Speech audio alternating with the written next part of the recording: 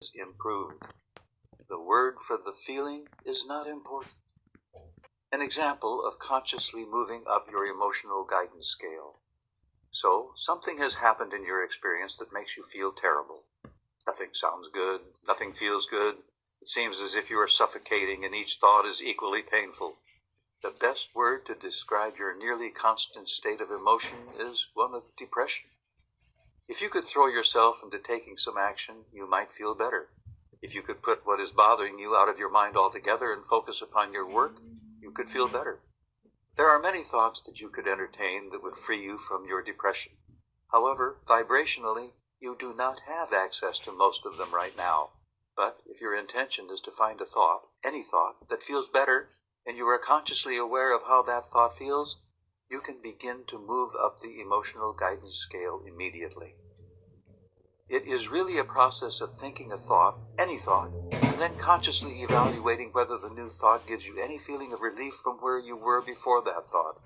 So you think and feel with one intention only, to feel even the slightest bit of relief.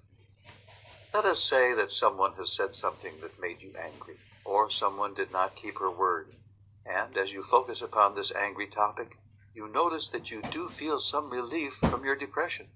In other words, in the midst of this angry thought, you are no longer having any trouble breathing. The feeling of claustrophobia has lifted, and you do feel slightly better. Now, here is the crucial step in effectively utilizing your emotional guidance system. Stop. Consciously acknowledge that your chosen thought of anger does feel better than the suffocating depression that it replaced. And in the conscious recognition of your improved vibration, your feeling of powerlessness softens, and you are now on your way up the emotional guidance scale back to full connection with who you really are. Why would anyone want to discourage my better feeling anger? Often from a very resistant vibration such as depression or fear, you will have already instinctively, even unconsciously, discovered the pain-relieving thought of anger. But there are so many who have convinced you that your anger is inappropriate, but, of course, they are not inside of you, so they cannot feel the improvement that the angry thought really is, that they often counsel you against your anger, only to leave you back in your former state of depression. But when you consciously know that you have chosen an angry thought, and that it has brought you relief, then you can consciously know that you can move from the angry thought to a less resistant one, such as frustration. And then up the emotional guidance scale you go, right back into your full alignment. Why your slightest improvement is of such great value. When you are consciously aware of where you are, and you also know where you would like to be, and you have a means of understanding whether or not you are pointed in the direction of where you want to be, then nothing can keep you there. The seeming lack of control of your life experience is mostly because you do not realize in which direction you are headed. Without a conscious realization of your own emotions and what they mean, you often move away from where you really want to be. There are many words that are used to describe emotions, but there are really only two emotions. One feels good, the other feels bad. And every incremental place along the emotional scale only indicates degrees of allowance of the powerful, pure, positive source energy. The fullest state of connection, which feels like joy, love, appreciation, freedom, or knowledge, is really speaking to your own feeling of self-empowerment. And the fullest state of disconnection, which feels like despair, grief, fear, or depression, is really speaking to your own feeling of disempowerment. There is tremendous value when you are able to deliberately cause even the slightest improvement in the way you feel, for even in that small emotional improvement, you may have regained a measure of control. And even though you may have not fully exercised your control to bring yourself entirely back into full connection with your full power, you no longer feel powerless. And so your trek back up the emotional scale is now not only possible, but it is relatively easy. Only you know if choosing anger is appropriate for you.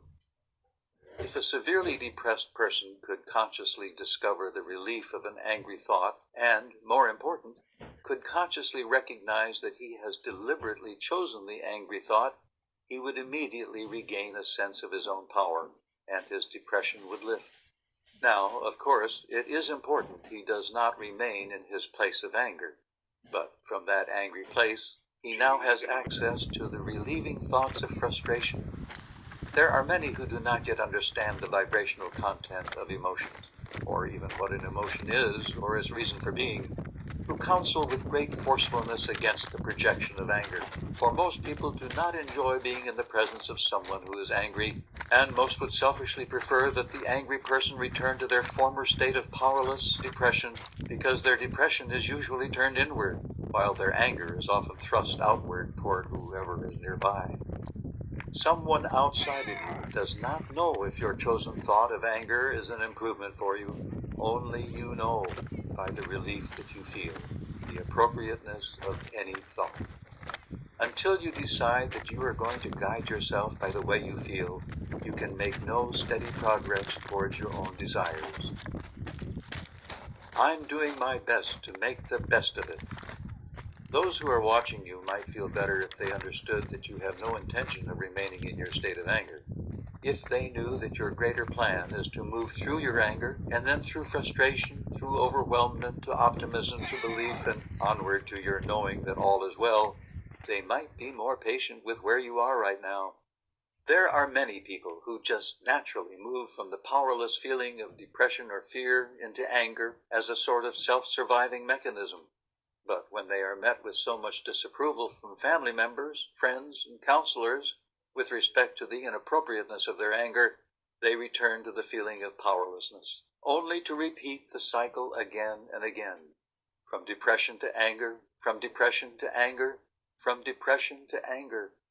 The key to regaining your wonderful feeling of personal empowerment and control is to decide right now, no matter how good or how bad you are feeling, that you are going to do your best to make the best of it.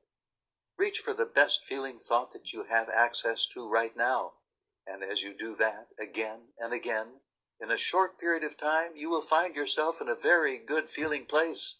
That is just the way it works.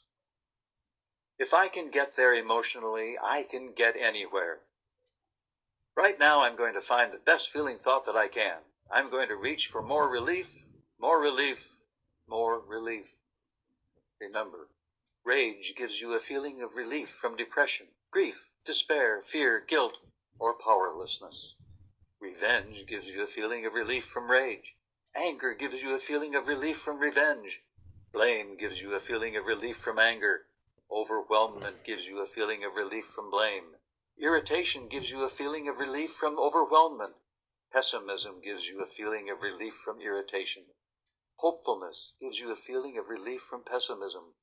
Optimism gives you a feeling of relief from hopefulness. Positive expectation gives you a feeling of relief from optimism.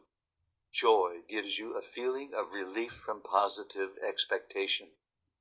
In time and with practice, you will become very adept at understanding what your emotional guidance system is telling you. Once you make a determined decision to continually reach for the relief that an improved emotion brings, you will find yourself feeling good most of the time, and allowing into your experience all the things you desire. Attention to how you are feeling is necessary in order to understand everything that is happening to you. How you feel, and the feeling of relief that you discover as you reach for better feeling thoughts, is your only true measurement of what you are attracting into your experience. Well, there you go. You cannot just go from grief or depression or despair or powerlessness or fear to absolute bliss and happiness. You can't just jump from one to the other. So you have to feel guilt or unworthiness. Then you have to think of something that makes you jealous.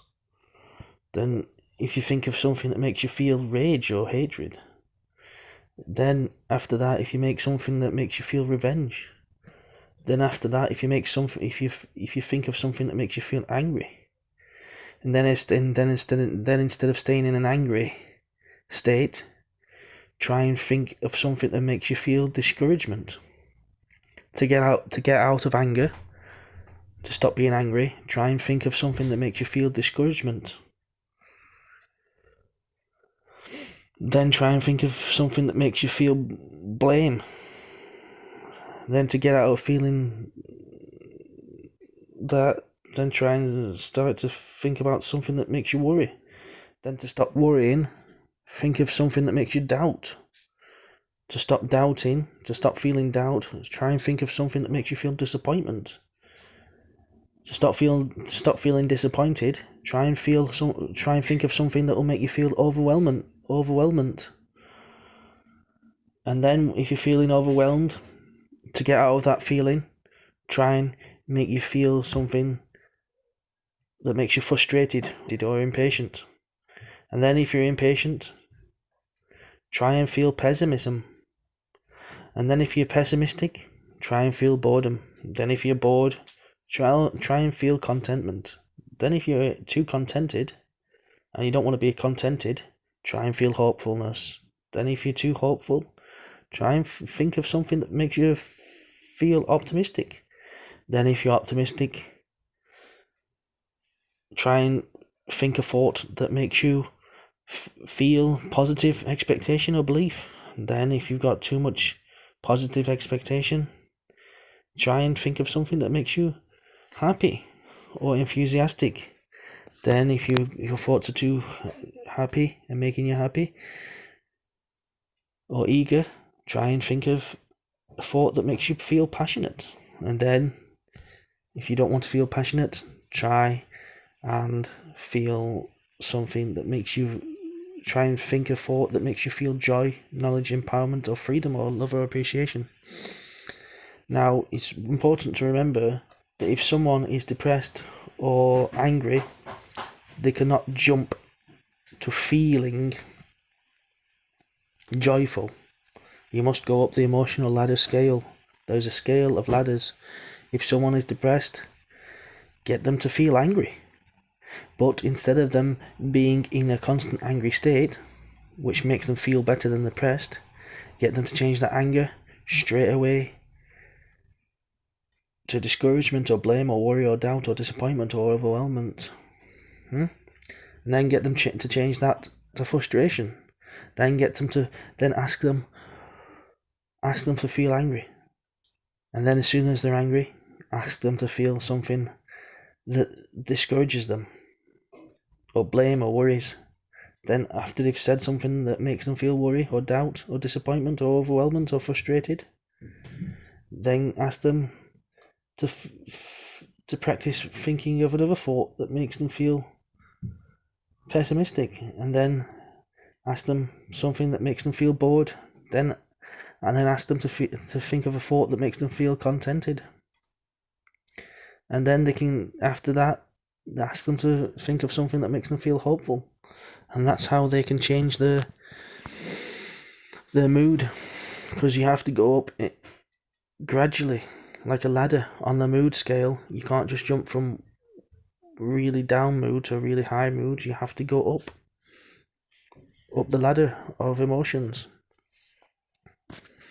So you have to practice that, and it's very easy to do. Once you can do it, you can get yourself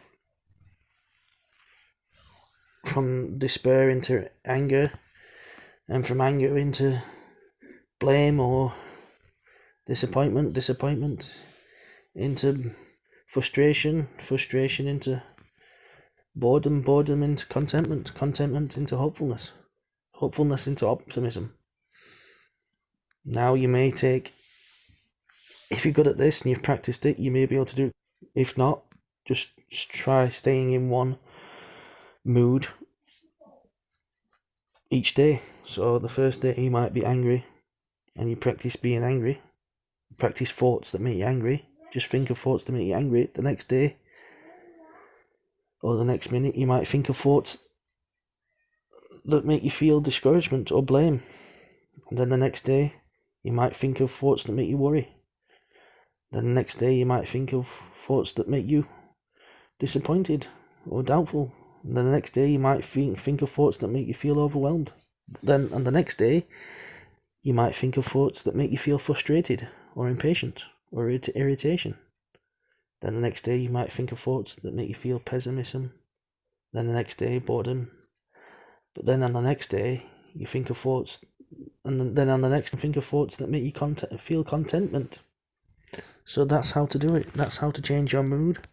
And once you get up there, once you get up the ladder, and you get to a state of joy, you can practice thinking of one word repeated in your head, or thoughts or sayings that make you personally feel joy. But you have to get up there first, and then you can get into the habit of feeling happy and joyful most of the time.